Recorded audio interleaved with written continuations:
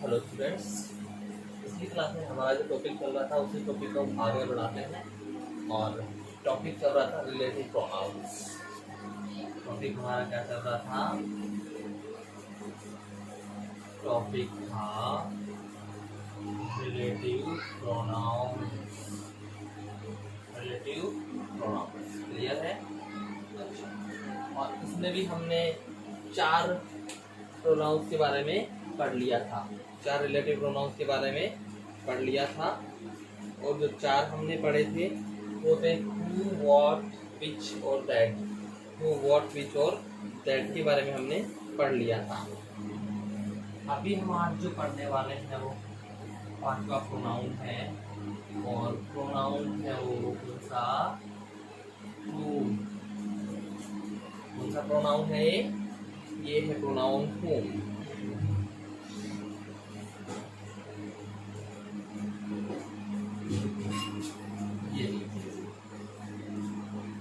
इसका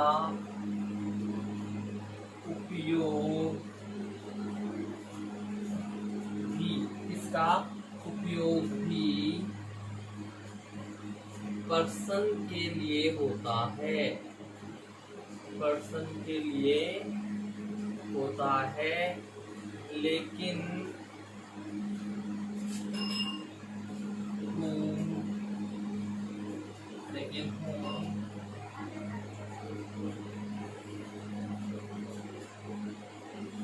का use verb के ऑब्जेक्ट के रूप में होता है। ऑब्जेक्ट के रूप में होता है कि भाई हु है, हु के साथ हु भी पर्सन के साथ ही यूज होता है। हु भी किसके लिए यूज होता है? पर्सन के लिए यूज होता है। लेकिन वहां पे क्या है कि हु जो है वो एक सब्जेक्ट के तौर पे काम आता है। क्या होता है? हु वहां पे सब्जेक्ट को रिप्लेस करता है और यहाँ पे जो हु है वो ऑब्जेक्ट के स्थान पे होता है।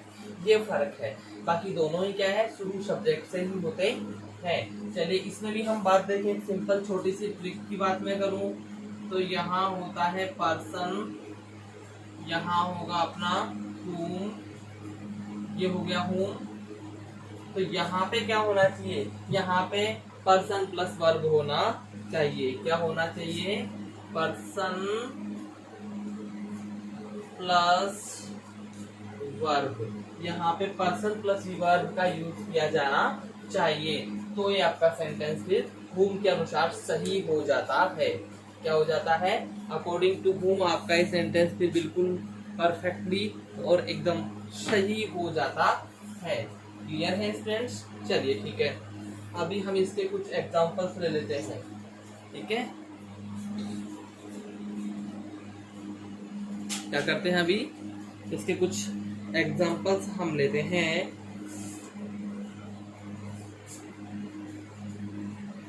Example first,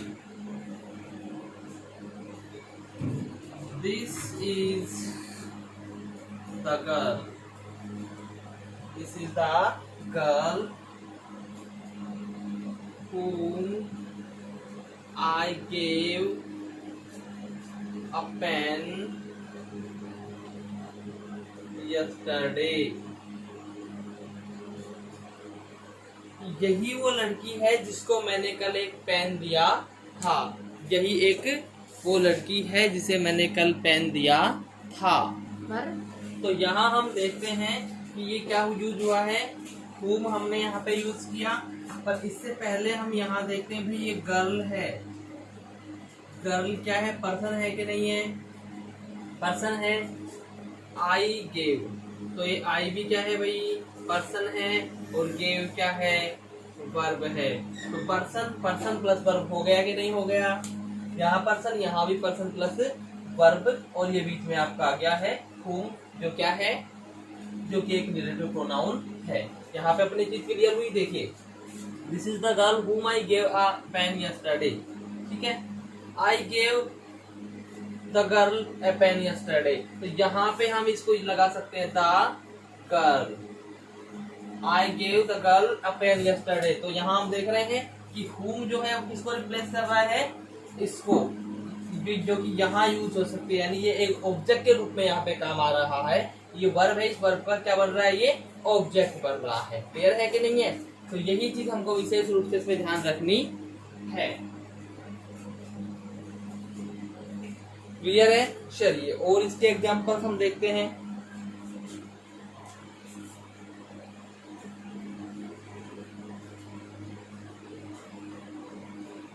The boy whom he helped. The boy whom he helped is my brother. कि लड़का जिसकी उसने हेल्प की वह मेरा भाई है, कि वह लड़का जिसकी उसने हेल्प की मेरा भाई है। तो यहाँ भी हम देखते हैं भैया किसका यूज किया हमने, whom का। द बॉय ही हेल्प्ड, तो यहाँ पे द बॉय है, द बॉय क्या है भाई, ये एक पर्सन है। ही क्या है, ही भी एक पर्सन है। और हेल्प क्या है, ये एक वर्ब है। ये क्या है भाई, वर्ब है। तो यहाँ पे हम देखते हैं पर्सन, पर्सन प्लस वर्ब और बीच में whom हमने लगाया। तो ये इसका कंसेप्ट है कि भैया ये whom है, whom भी पर्सन के लिए यूज होता है। ठीक है, whom भी किसके लिए यूज होता है, पर्सन के लिए ही यूज होता है। लेकिन यहाँ पे इसका जो थोड़ा सा मीनिंग है whom का जो मीनिंग है वो क्या होता है, जिसे या। ठीक है, जिसका मीनिंग होता है जिसे। ठीक है, तो यही वो लड़की है जिसे मैंने पेन दिया था, यही वो लड़का है जिसे मेरे भाई ने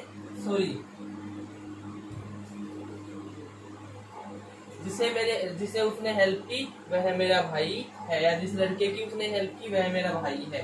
तो यहाँ पे भी देखिए whom he helped, तो यहाँ पे क्या सकता है, इसको हम हटाएं, he helped the boy, he helped the boy is my brother, he helped the boy, यहाँ पे the boy आता है तो वो क्या होता है, ऑब्जेक्ट हो जाता है। यहाँ पे अगर मैं the boy लगाता हूँ, the boy, तो ये क्या हो जाता है, ऑब्जेक्ट। तो भाई यहाँ मैं क्या बता रहा हूँ आपको, यही बताना चाह रहा हूँ कि whom जो है ऑब्जेक्ट के स्थान पर यूज किया जाता है। कहाँ यूज किया जाता है, ऑब्जेक्ट के स्थान पे, यानी जो वर्ब की ऑब्जेक्ट है उसके रूप में यूज किया जाता है, स्थान पे नहीं बल्कि ऑब्जेक्ट में, जो वर्ब है वर्ब की ऑब्जेक्ट के रूप में इसका उपयोग किया जाता है। क्लियर है? तो ये whom का यूज आपको समझ में आ गया होगा। चलिए आगे बढ़ते हैं और अगला पढ़ते हैं whose। ये हो गया, इसको नोट कर लीजिएगा। अगला पढ़ते हैं हम,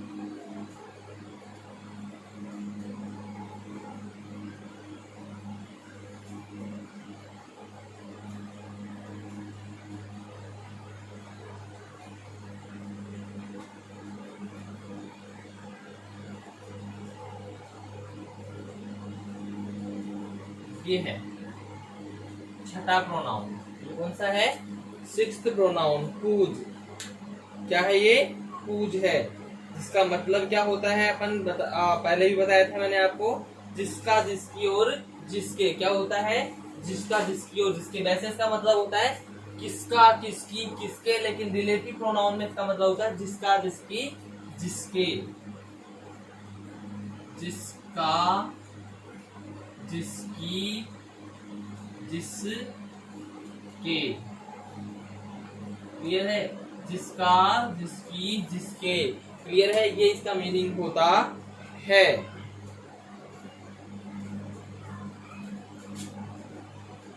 इसका यूज भी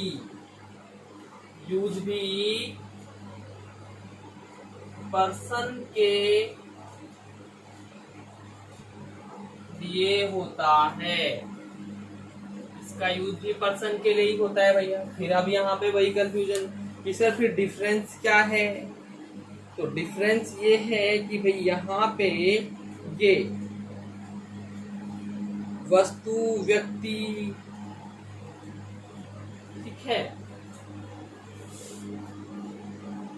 बट ये पर्सन का संबंध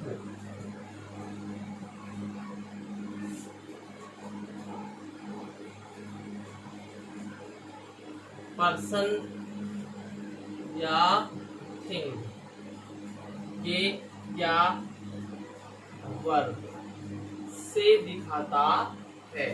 यानी कि दूसरे शब्दों में मैं आपको अगर बताना चाहूँ, जो शॉर्ट ट्रिक की मैं बात करूं, तो इसमें क्या क्या हो सकता है।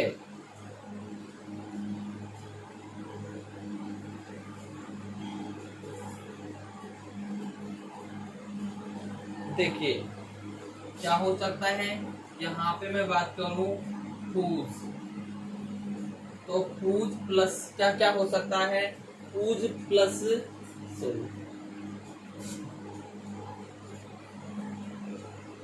पर्सन ये whose, पर्सन ये whose, तो इधर क्या हो सकता है भाई, इधर थिंग्स प्लस वर्ब हो सकता है। क्या थिंग या थिंग्स प्लस वर्ब हो सकता है, एक तो ये हो सकता है, ठीक है। दूसरा पर्सन प्लस वर्ब भी इसमें हो सकता है, पर्सन प्लस वर्ब भी इसमें हो सकता है। तीसरा इसमें बात करूं, पर्सन पर्सन प्लस वर्ब भी इसमें हो सकता है, ठीक है। थिंग पर्सन वर्ब भी इसमें हो सकता है, थिंग पर्सन प्लस वर्ब, या फिर इसमें क्या हो सकता है, person plus person plus verb. तो इन चारों में से कोई सी भी कंडीशन हो सकती है कि इधर पर्सन होगा, लेकिन इधर उसके बाद थिंग या थिंग प्लस वर्ब भी हो सकती है, पर्सन प्लस वर्ब भी हो सकती है, thing plus person plus verb भी हो सकती है, और पर्सन प्लस वर्ब भी हो सकता है। क्लियर है कि नहीं, इनमें से कोई सा भी ये हो सकता है, ठीक है। तो यहाँ पे अब आप कहेंगे सर पर्सन प्लस वर्ब तो whom के बाद भी होता है कि नहीं। आप कहेंगे सर पर्सन प्लस वर्ब तो whom के बाद भी हो सकता है, तो सर ये तो फिर वहां पे हमको कंफ्यूज कर रहे हैं। बिल्कुल आप सही कह रहे हैं, लेकिन यहाँ पे क्या होता है, इसमें यहाँ लिख देता हूं मैं, इसमें whose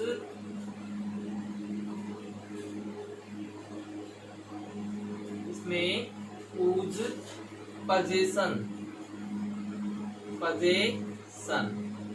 यानी कि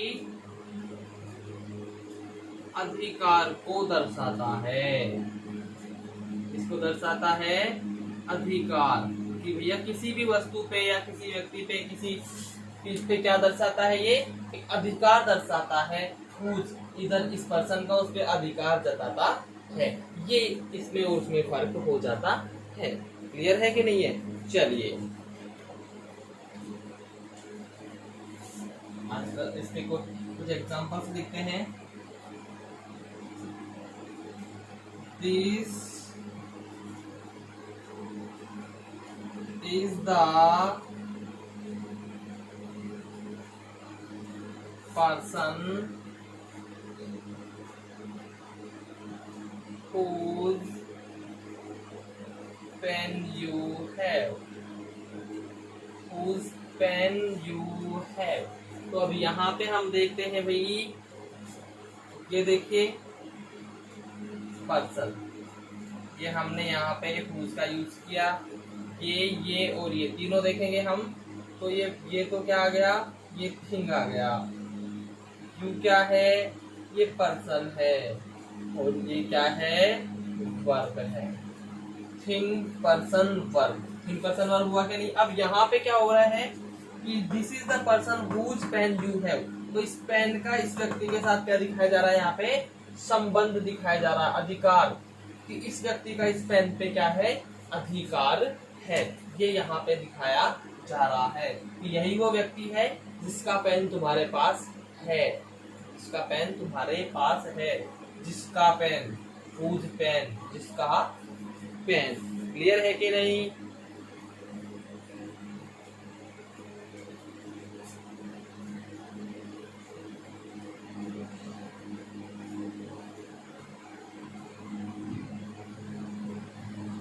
Rohit is the boy. Rohit is the boy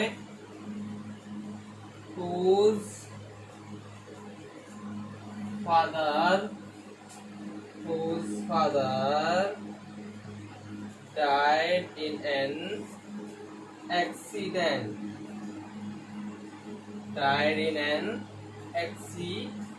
तो अब यहाँ पे भी हम देखते हैं, ये हमने यूज कर दिया है whose।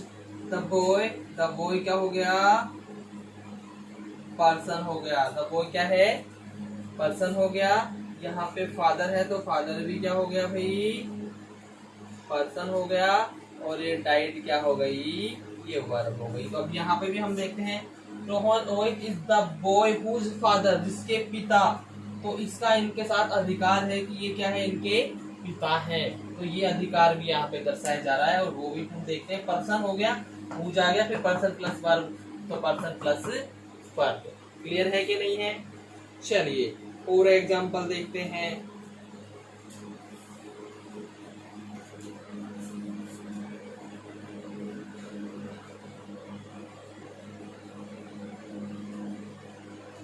The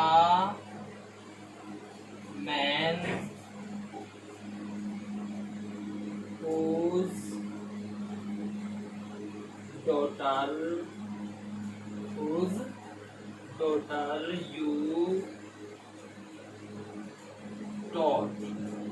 daughter you taught is my wife। was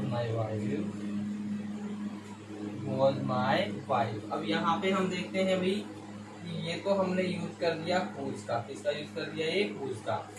the man, तो द मैन क्या है भाई, मैन क्या है, पर्सन है कि नहीं है, तो द मैन हो गया person.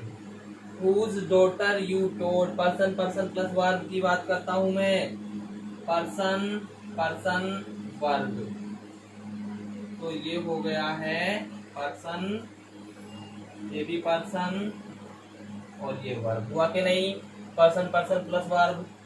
The man whose daughter, तो इस लड़की पे इनका अधिकार है कि ये इनकी क्या है, बेटी है। इनका इनसे क्या बता रहा है, ये संबंध बता रहा है कि इनका इनसे संबंध है कि ये इनकी बेटी है और ये इनके पिताजी हैं। क्लियर है कि नहीं है? चलिए ठीक है।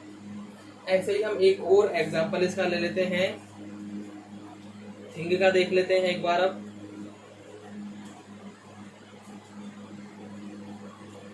Fourth point, the boy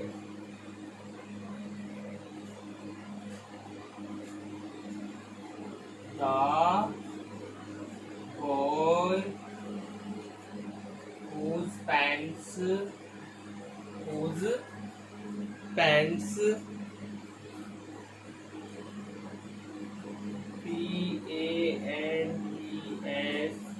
is gray is my brother। तो यहाँ पे क्या कह रहा है कि लड़का जिसकी पैंट ग्रे है, जिसकी पैंट सलेटिया है, वह मेरा भाई है। तो यहाँ पे भी हम देखते हैं, ये पर्सन हो गया, ये हमारा whose हो गया, ये थिंग और ये वर्ब। तो यहाँ पे ये तो क्या है, पर्सन, ये क्या है, थिंग, और ये आ गई है वर्ब। तो यहाँ पे हम चारों चीजों को आसानी से समझ सकते हैं। यहाँ हम देखते हैं कि भाई इसमें क्या हो रहा है, whose से पहले पर्सन है, बाद में thing plus person plus verb है, थिंग पर्सन वर्ब। क्लियर है? Rohit is the boy whose father, यहाँ पे पर्सन है, उसके बाद पर्सन प्लस वर्ब है, पर्सन प्लस वर्ब है। क्लियर है? ये देखते हैं whose daughter you taught, तो यहाँ पे पर्सन है पहले, फिर पर्सन वर्ब, पर्सन आ गया, यहाँ पर्सन है, ठीक है, whose लग गया, फिर पर्सन वर्ब, पर्सन वर्ब हो गया, ठीक है, और लास्ट में थिंग प्लस वर्ब आ गया। तो यहाँ पे हमको ध्यान ये रखना है कि इधर जो पर्सन रहेगा उसका सीधा संबंध इससे होता है, इससे इसका सीधा संबंध, या ये बोल सकते हैं उससे उनका कुछ अधिकार होता है। ठीक है, ये चीज दर्शाई जाती है और ये कॉम्बिनेशन हमको जरूर ध्यान में रखना है। तो ये है हमारा रिलेटिव प्रोनाउन नंबर 6 हुज। क्या है ये? हुज। इसका मतलब होता है जिसका, जिसकी या जिसके। क्लियर है? तो स्टूडेंट्स ये पॉइंट भी आपको अच्छे से क्लियर हो गया होगा। चलिए तो इसको रब करते हैं और आगे बढ़ते हैं। पॉइंट नंबर 7 लेते हैं। अब हम आगे जो बढ़ेंगे, व्हेन, वेयर, व्हाई, तीनों बिल्कुल इजी हैं और ये कम ही पूछे जाते हैं। मोस्टली ये 6 जो भी पढ़े हैं ये ज्यादा एग्जाम्स में पूछे जाते हैं, बल्कि मतलब एग्जाम्स में वो भी पूछे जाते हैं लेकिन ज्यादा यही पूछे जाते हैं। तो इनको थोड़ा ज्यादा ध्यान से याद करने का है, आपने ज्यादा ध्यान से पढ़ना है।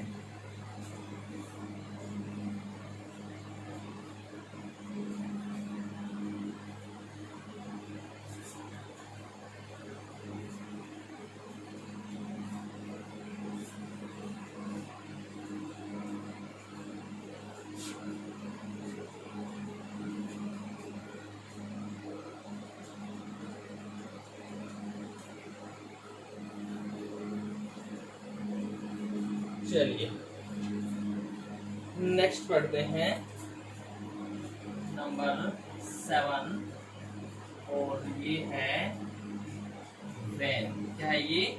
व्हेन है। तो इसका उपयोग समय सूचक शब्दों के लिए किया जाता है। इसका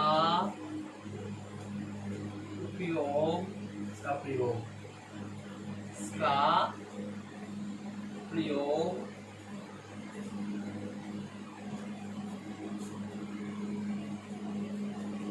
टाइम इंडिकेट करने के लिए समय सूचक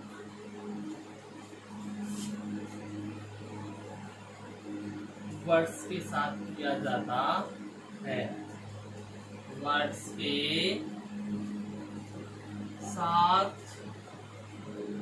किया जाता है। क्लियर है स्टूडेंट्स? तो इसमें भी हमको क्या ध्यान रखना है भाई, यहाँ पे time related words, time related words, तो हम इधर लिख देंगे व्हेन और फिर यहाँ पे टाइम रिलेटेड वर्ड इधर व्हेन आ जाएगा। उसके बाद में क्या आएगी? इसके बाद में पर्सन आएगा। इसमें क्या आएगा? पर्सन आएगा। तो ये यहाँ पे हमको ध्यान रखना है। क्लियर है? चलिए, लेकिन कभी कभी क्या होता है कि यहाँ पे टाइम रिलेटेड वर्ड्स नहीं दिए होते, तो हमको क्या करना होता है? अंडरस्टूड करना होता है।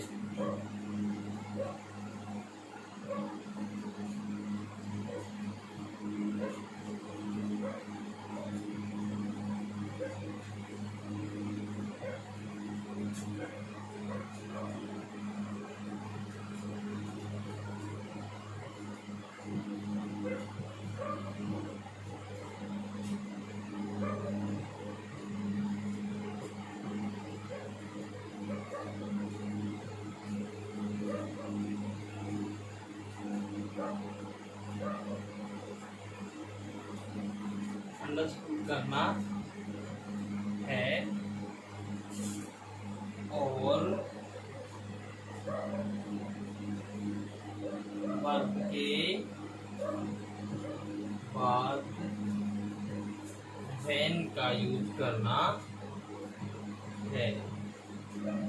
तो कई बार क्या होता है, कई बार ऐसा होता है कि ये जो टाइम रिलेटेड वर्ड नहीं दिया होता, और जब ये नहीं दिया होता तो हमने क्या करना, उसको अंडरस्टूड करना होता है, समझना होता है, उसको मानना होता है कि हाँ भाई इसमें ये है, समय छुपा हुआ है। तो उस कंडीशन में हम वर्ब के बाद व्हेन का यूज कर देते हैं। वर्ब के बाद और पर्सन से पहले हम इसका यूज कर देते हैं। क्लियर है कि नहीं है?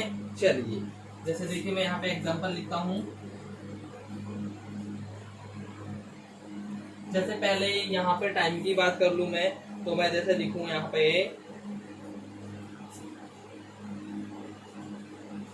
I know the time. I know the time when he goes there. When he goes there. मैं जानता हूँ, मैं जानता हूँ वो समय जब वह वहां जाता है। मैं जानता हूँ वह समय मैं जानता हूँ जब वह वहां जाता है। क्लियर है? तो यहाँ पे भाई ये तो आ गया हमारा रिलेटिव प्रोनाउन, ये पर्सन हो गया, और यहाँ पे ये टाइम इंडिकेटिंग वर्ड है कि नहीं है। और ये हो जाता है यहाँ पे पर्सन, ये हो जाता है यहाँ पे पर्सन। चलिए ये तो इसका हो गया। अब मान लीजिए जैसे हमारे पास नहीं दे रखा टाइम, तो हम कोई सेंटेंस दे, उसको कैसे बनाएंगे हम?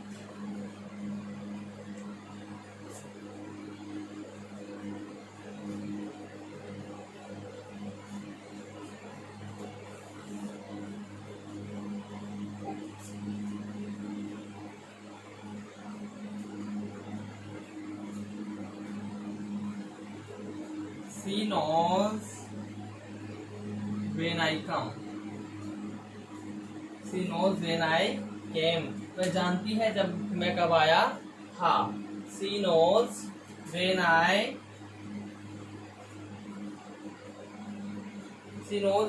will return.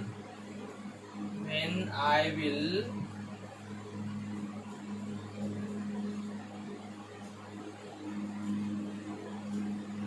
return. Sorry.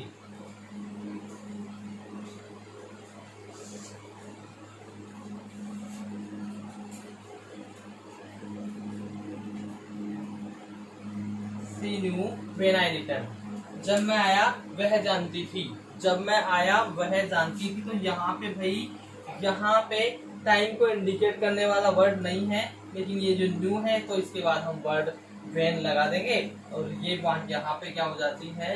Verb हो जाती है, ये पर्सन। तो यहाँ पे हम क्या करते हैं? इस वर्ब के बाद लगा देंगे। आपको अंडरस्टूड करना है, किसमें? वेन टाइम की बात की जा रही है, अंडरस्टूड करते हुए हमको इसको करना है। क्लियर है?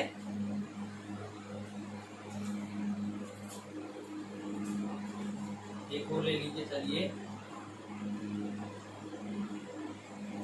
इट इज द संडे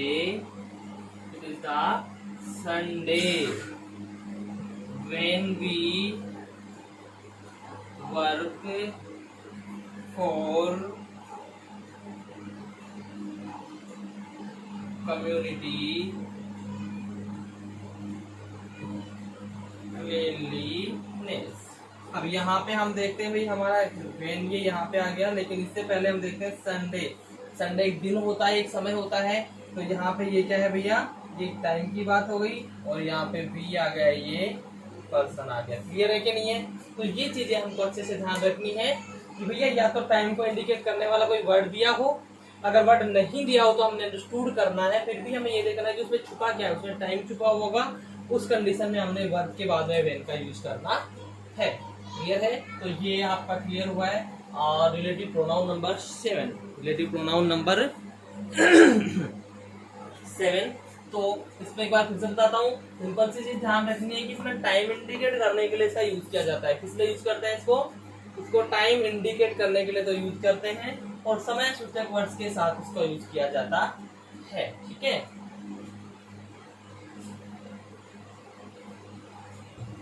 और इसमें मोस्टली ये फॉर्मूला होता है, ये नहीं है तो हमको अंडरस्टूड करना होता है, और वर्ब के बाद हमने वेन लगाना होता है, जैसे हमने इसमें लगाया है।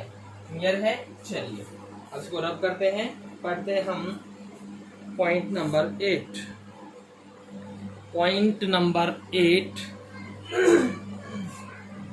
वेन का मतलब वैसे नॉर्मली क्या होता है? कब होता है, लेकिन यहाँ पे इसका मतलब क्या होता है भाई? जब। क्या होता है इसमें? इसका मतलब जब। वैसे अब नेक्स्ट पॉइंट पढ़ते हैं हम, इसका 8वां।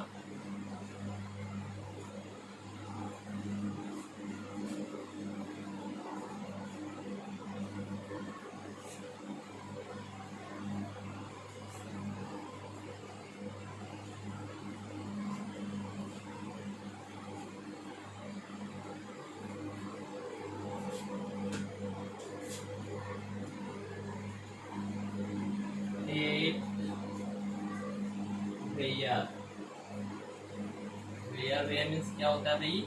वैसे तो इसका मतलब क्या होता है कहाँ, लेकिन यहाँ इसका मतलब होता है क्या, जहाँ। क्या होता है इसका मतलब, जहाँ। तो इसका यूज किसके लिए होता है, इसका प्रयोग प्लेस इंडिकेटिंग वर्ड्स के साथ प्लेस के लिए होता है। इसका प्रयोग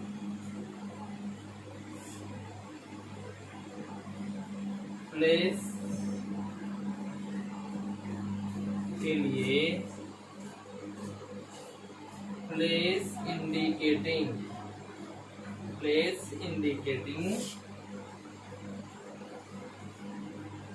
वर्ड्स के साथ किया जाता है।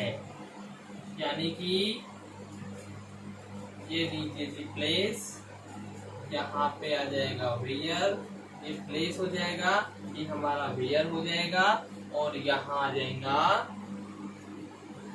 पर्सन, यहाँ आ जाएगा पर्सन। इस प्रकार से इसको भी करना होता है। इसमें भी क्या है,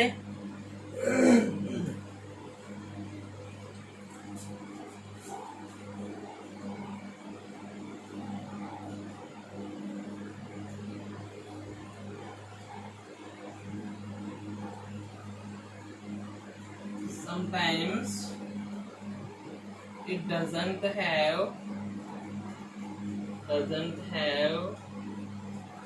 place relating words,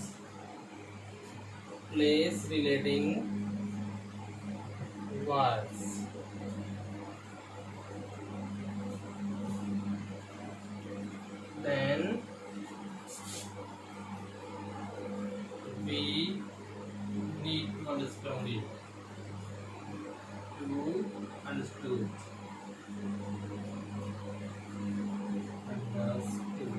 भाई कभी कभी क्या होता है कि इसमें भी वही चीज है कि प्लेस इंडिकेटिंग वर्ड नहीं दे रखा होता, तो हमने उसे अंडरस्टूड करना होता है। We need to understand it, then we will understood.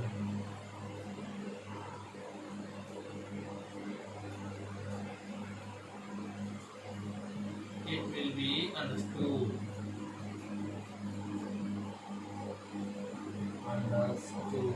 Clear है, नहीं होगा तो उस समय अंडरस्टूड किया जाएगा, इसे समझा जाएगा कि हाँ इसमें है, इवन नहीं दिया होगा। ठीक है, एग्जांपल देखते हैं।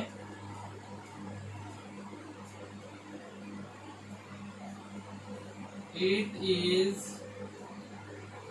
The school. अब स्कूल क्या है, एक प्लेस को इंडिकेट करने वाला शब्द है ना। एक प्लेस होता है जहाँ पे बहुत सारे बच्चे जाते हैं, टीचर जाते हैं, बच्चे पढ़ते हैं, टीचर पढ़ाते हैं। ठीक है, it is the school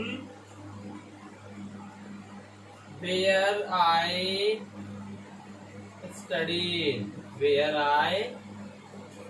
studied, in my childhood.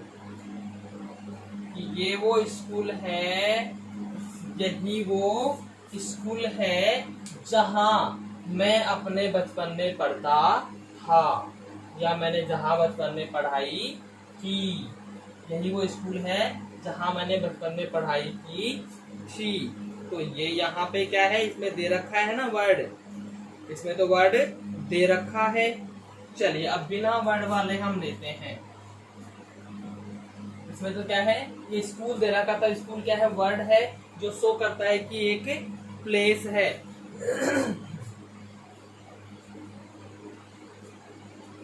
ये तो हो गया वेयर, ये है एक प्लेस, और ये है एक पर्सन। ठीक है, अब जैसे मान लीजिए यहाँ पे ये प्लेस दे रखा है, अगले सेंटेंस में मैं देखूं कि प्लेस नहीं हो। ठीक है, तो क्या करेंगे,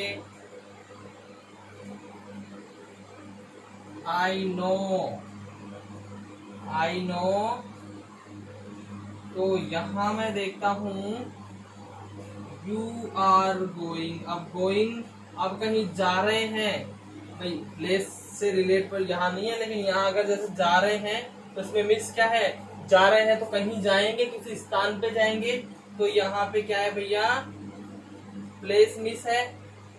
प्लेस मिस है कि नहीं है, प्लेस मिस हो रहा है ना, प्लेस मिस हो रहा है, तो फिर हमने यहाँ पे क्या करना है भाई, वेयर करना है। यहाँ पे अंडरस्टूड किया हमने किससे, इससे कि भाई गोइंग जा रहे हैं मतलब किसी जगह पे जाएंगे, तो यहाँ पे हमने गोइंग को अंडरस्टूड किया वर्ड मानते हुए कि हाँ ये प्लेस को अंडरस्टूड कराता है हमें, ये करते हमने इसको माना, और फिर हमने यहाँ पे क्या किया, वेयर फिल किया।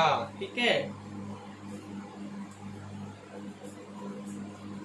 और देखते हैं, she has no idea, she has no idea, मैं छोड़ देता हूं और यहाँ लिखता हूं यू लिव। अब यहाँ पे भी वही बात है, लिव से पता चला रहेंगे हम तो किसी स्थान पे रहेंगे ना, तो यहाँ पे भी ये प्लेस मिस है भाई, यू लिव, तो लिव हम किसी स्थान पे रहेंगे ना, तो इसलिए हमको यहाँ पे भी क्या करना है, वेयर यहाँ करना है। समझ गए हैं, तो ये लीजिए भी, पर यूज कहाँ करना है भैया, देखिए यहाँ पे हमने किया इस आधार पे कि दोनों में ही प्लेस मिस है, इसलिए हमने यहाँ पे वेयर का यूज किया, पर पता चल रहा है कि क्या प्लेस की ही बात हो रही है। I know where you are going, मैं जानता हूँ तुम कहाँ जा रहे हो, तो कहीं जा रहे हैं तो प्लेस पे जाएंगे ना भाई, कोई प्लेस होगा ना। तो she has no idea where you live, उसे पता नहीं, उसे कोई आइडिया नहीं कि तुम कहाँ रहते हो, उसे कोई आइडिया नहीं तुम जहाँ रहते हो। I know where you are going, मैं जानता हूँ जहाँ तुम जा रहे हो, मैं जानता हूँ जहाँ तुम जा रहे हो, उसे कोई आइडिया नहीं है जहाँ तुम रहते हो। क्लियर है कि नहीं है। तो ये था हमारा रिलेटिव प्रोनाउन नंबर 8। एक बार फिर से बता देता हूँ, ये वेयर है, इसका मीनिंग यहाँ पे जहाँ होता है, ना कि कहाँ। भाई WH वर्ड के अनुसार इसका मीनिंग होता है कहाँ, लेकिन ये कहाँ यहाँ पे क्या है, गलत है। यहाँ पे इसका मतलब होता है जहाँ। ये WH वर्ड में सही है कहाँ, लेकिन रिलेटिव प्रोनाउन में इसका मतलब जहाँ होता है। प्लेस के लिए इसका यूज होता है और प्लेस इंडिकेटिंग वर्ड्स के साथ में यूज किया जाता है। कभी कभी क्या होता है कि प्लेस रिलेटिंग वर्ड्स नहीं दिया होता है, तो हमने उसे क्या करना है, उसको अंडरस्टूड करना है, उसे मानना है कि हाँ भाई इसमें है, और हमने उसी के हिसाब से इसका आंसर करना होता है। ठीक है, जैसे अब यहाँ it is the school, it is the school where I studied in my childhood, तो यहाँ पे तो क्या है, स्कूल, स्कूल एक प्लेस होता है कि नहीं दोस्तों। चलिए, तो यहाँ पे स्कूल एक प्लेस है, तो पता चल गया प्लेस है, तो इसके साथ में वेयर हमने लगा दिया कि it is the school where I studied in my childhood, यही वो स्कूल है जहाँ मैं अपने बचपन में पढ़ाई करता था, पढ़ने जाया करता था। I know where you are going, मैं जानता हूँ जहाँ तुम जा रहे हो।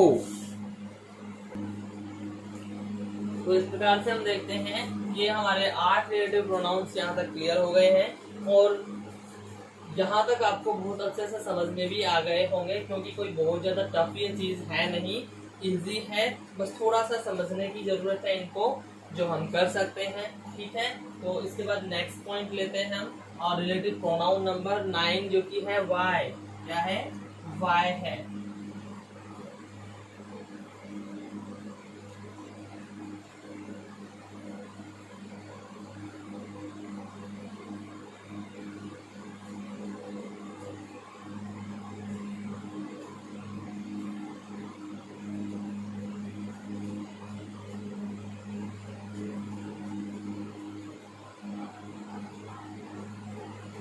इसकी बात करें हम, तो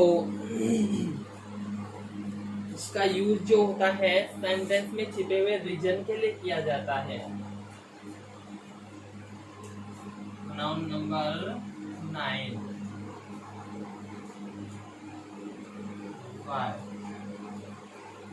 इसका प्रयोग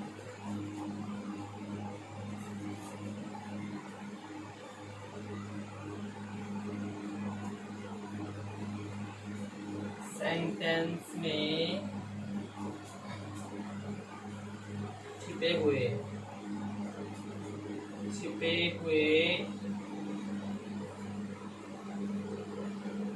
रीजन के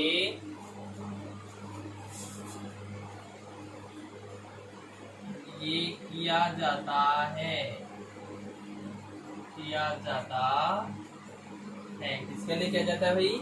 सेंटेंस में अगर कोई रीजन छुपा हुआ है तो उसके लिए इसका यूज किया जाता है। क्लियर है? तो इसमें भी वही है रीजन, इसमें भी क्या होगा भाई? रीजन। क्लियर? फिर यहाँ पे वाई ये हो जाएगा और इधर हो जाएगा पर्सन। तो भाई कम होता है, वैसे रीजन लिखा है कम होता है, रीजन लिखा है हमको वाई करना होता है रीजन, बाकी हमको वाक्य से अंडरस्टूड करना होता है। उसमें कोई वर्ड ऐसा दिया जाता है जिससे हमें पता लगाना होता है कि इसमें रीजन बता भी रहा है या नहीं। उसमें हमने जो सेंटेंस में दिए गए सेंटेंसेस होते हैं तो सेंटेंसेस के वर्ड्स को बड़े सावधानी पूर्वक पढ़ना होता है और उसी से ये समझना होता है कि हाँ ये होगा या ये नहीं होगा। ये चीज भी हमें उसी से पता चलती है। क्लियर है? चलिए तो हमें एग्जांपल देखते हैं।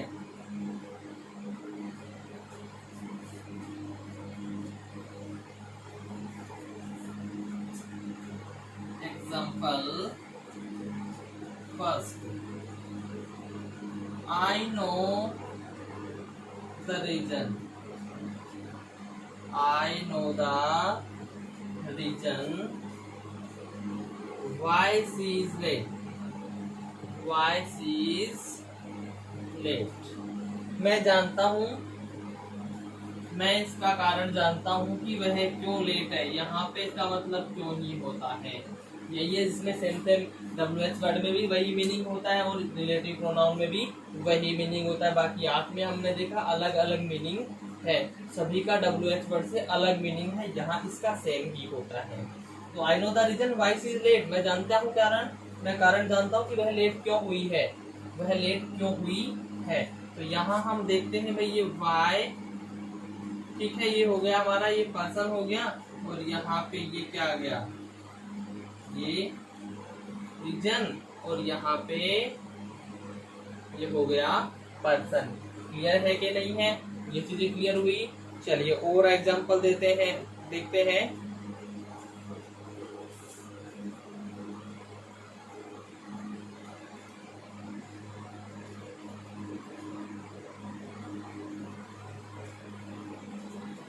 He doesn't know the reason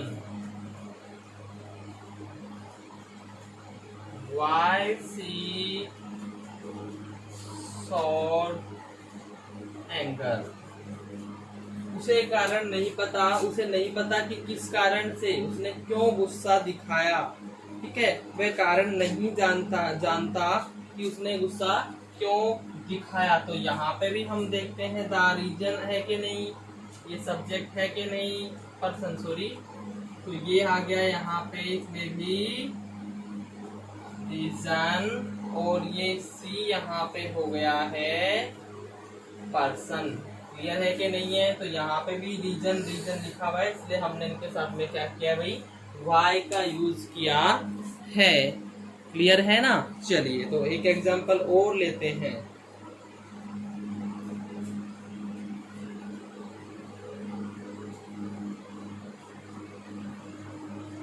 I don't know why he is laughing at you। अब यहाँ पे भी हम वही देखते हैं भैया, I don't know he is laughing you। I don't know, मैं नहीं जानता, क्या नहीं जानता, कारण नहीं जानता कि वो तुम पे क्यों हंस रहा है। तो इसमें भी क्या छुपा हुआ है, कारण छुपा हुआ, पता चल रहा है ना सब कुछ। I don't know he is laughing at you। I don't know blank he is laughing। मैं नहीं जानता वह तुम्हारी तरफ हंस रहा है, और वह तुम्हारी तरफ हंस रहा है। मैं नहीं जानता, मैं तो जानता हूँ कि वो हंस रहा है, लेकिन क्यों हंस रहा है, वो मैं नहीं जानता, मतलब मुझे उसका हंसने का जो रीजन है वो नहीं पता, इसलिए यहाँ पे हमने क्या यूज किया है, वाई का यूज किया है।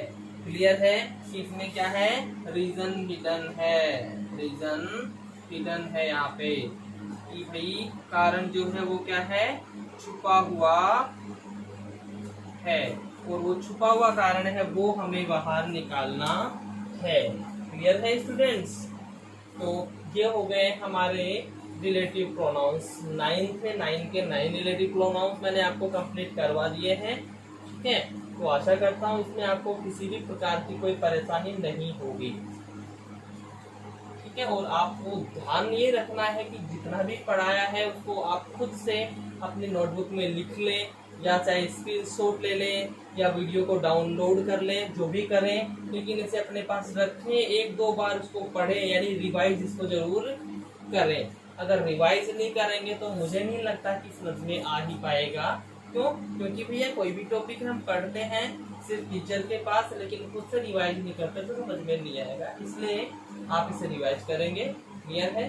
और अगर इसमें फिर भी कोई परेशानी होती है तो आप मुझे कमेंट बॉक्स में अपनी समस्या बता सकते हैं, आपको पूर्णतः समाधान दिया जाएगा। Thank you very much students.